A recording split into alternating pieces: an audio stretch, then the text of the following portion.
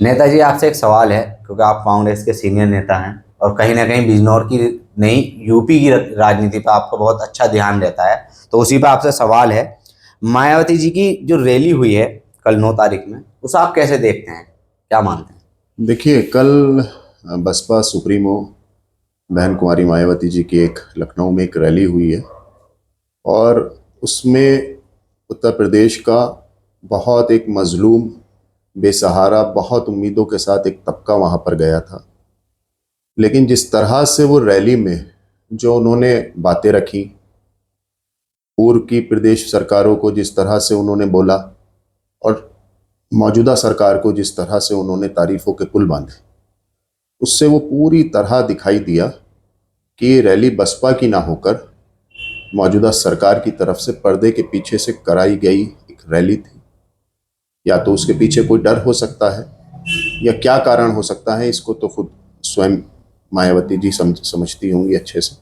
मैं उन चीज़ों में जाना नहीं चाहता। लेकिन लोगों को बहुत निराशा हाथ लगी और निराशा इस कदर की हाथ लगी कि कुछ हमारे जो मिलने वाले, चूंकि हम सक्रिय राजनीति करते हैं अपने शहर में, अपने ज़िले में, तो जो उनके समर्थक हैं, जो उनके कुछ पदाधिकारी भी हैं, जब उनसे चर्चा हुई तो वो भी इस बात से सहमत नहीं थे कि हम किस उम्मीद से वहाँ पर गए थे। लेकिन जो उन्हें हाथ लगा वो इतनी बड़ी निराशा हाथ लगी कि जो शायद वो उन्होंने कल्पना भी नहीं की थी। क्या आप मानते हैं उत्तर प्रदेश की राजनीति में बदलाव का संकेत है?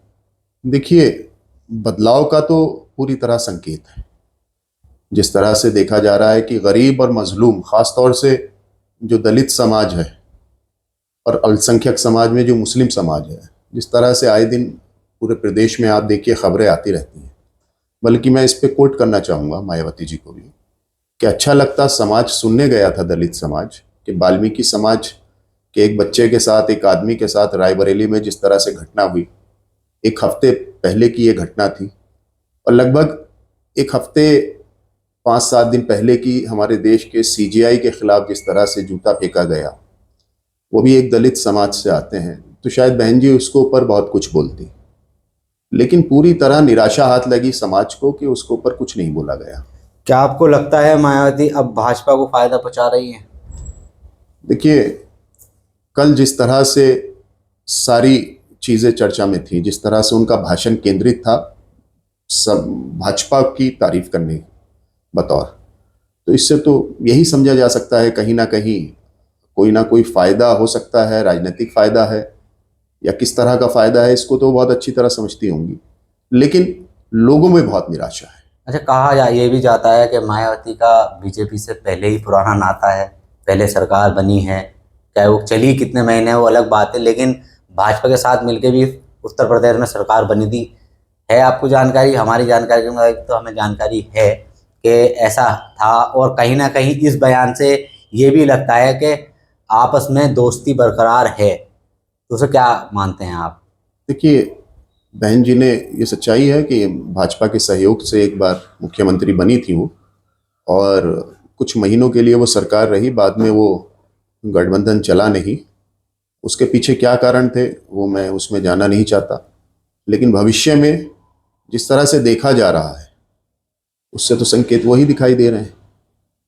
लेकिन जो उनका समाज है, उस समाज की वो नायक मैं उन्हें बिल्कुल नहीं कह सकता।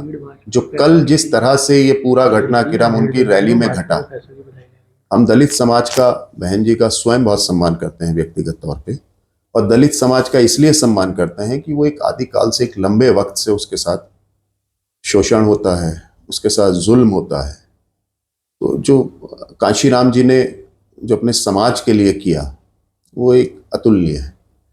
ये और जो रैली थी, इस रैली में ये भी चर्चा है कि जो भीड़ थी वो भाजपा की भी थी, और दूसरी एक इसी लाइन में एक सवाल और है कि मुस्लिम अब कहीं ना कहीं नाराज नजर आ रहा है इन बयानबाजी से। तो ये बात सत्य है या असत्य है?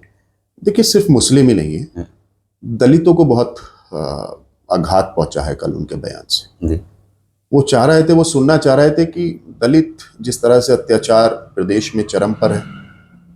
अभी देखिए आप, 5-7 दिन पहले की एक वीडियो है कि वो रायबरेली का एक युवक जो मानसिक रूप से पूरी तरह ठीक नहीं है, और जो उसे मारने वाले हैं वो बाबा के लोग कह रहे हैं अपने आप को, उस पे तो कम से कम एक लफ्ज बोलना चाहिए था। भीड़ किसकी है थी वो हमारे? देखिए मैं भीड़ पर इस पे नहीं चर्चा करना चाहूंगा, लेकिन हाँ ये एक प्रश्न इसके साथ साथ ये भी बनता है कि इतनी बड़ी संख्या में कि जो भीड़ गई है वो पूरी तरह व्यवस्था बसेस की, जिस तरह का सुनने में आ रहा है आरटीओ और जो पूरा कॉरपोरेशन था वो किस तरह से मिला हुआ था, इवन डीजल तक दिया गया उन बसों को ले जाने के लिए।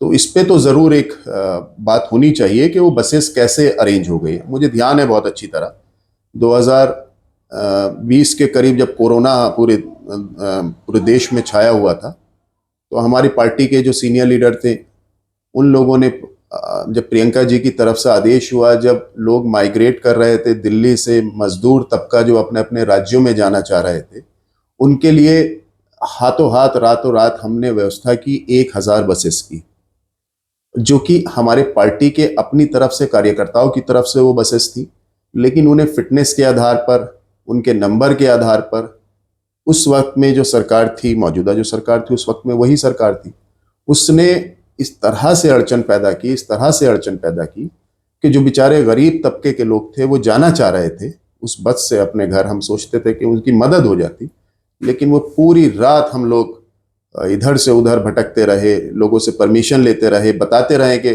फिटनेस पूरी है, लेकिन वो व्यवधान डाला गया कि कहीं ना कहीं मतलब कांग्रेस मदद करती हुई लोगों की ना नजर आए।